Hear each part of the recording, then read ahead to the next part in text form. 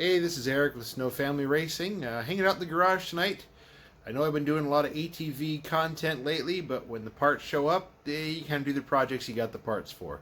Now I'm moving on to a couple other, race car projects. Getting the new Velocity Racing Carbs 750 on there into place. It's dark, but it's hiding back there. Grab a flashlight real quick.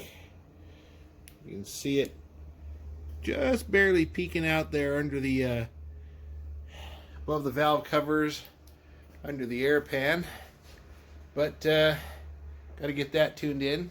That'll take a while. Other project I'm working on getting my seating arrangement figured out.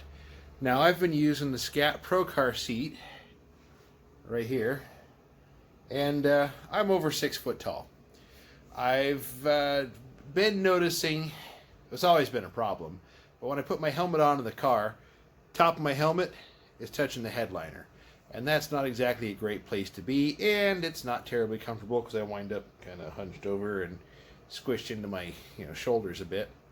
So I'm working on getting the seat arrangement lowered a bit, and I've been using 92 Trans Am seat, power 6-way power seat, every which way but where you need it to be, and it's like I've got it on the floor here, I'll show you.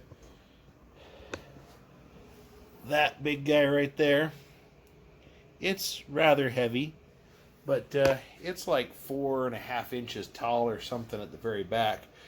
I'm going to need to get that down a couple inches and get my head off the ceiling. And that'll also make way for future projects with a roll bar, roll cage. That's a little ways down the road. Like to get there soon, but funds are the limiting factor here. But I would like to improve the safety of the car.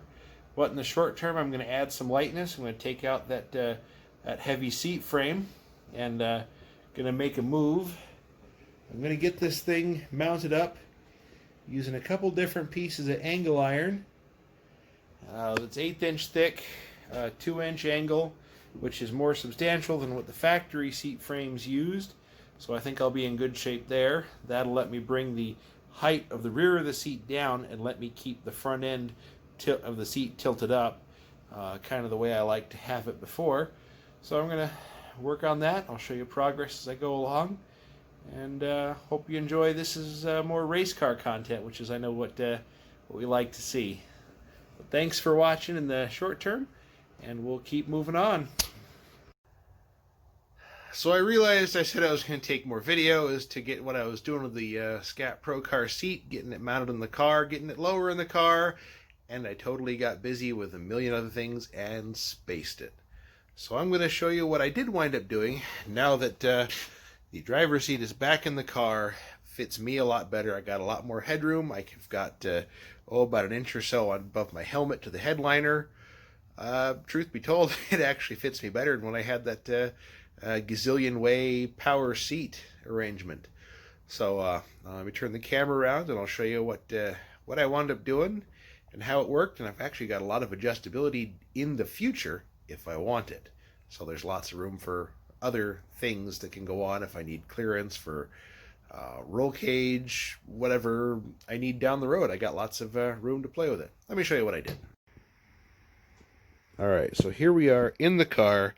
Yeah, I know it's got a little bit of a tear mark there, but I've been running these seats for 13 years or so and seen a lot of track time. So, down here, what I did is I used a piece of 2-inch angle and 2-inch angle on the seat side, and I bolted it together there, so that way I've got lots of adjustability fore and aft, every which way I need to go. Let me grab a flashlight.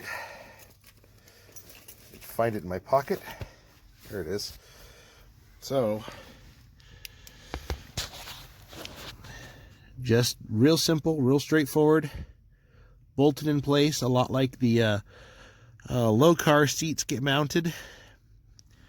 So just using the factory posts in the floor, I just mounted a piece of 2-inch angle, did some math, and mounted everything up so that way it nest together nicely, bolted together. Granted, that's a single shear fashion, I believe, which may not be ideal, but I figured if Kirky does it, it's probably good enough for what I'm doing here.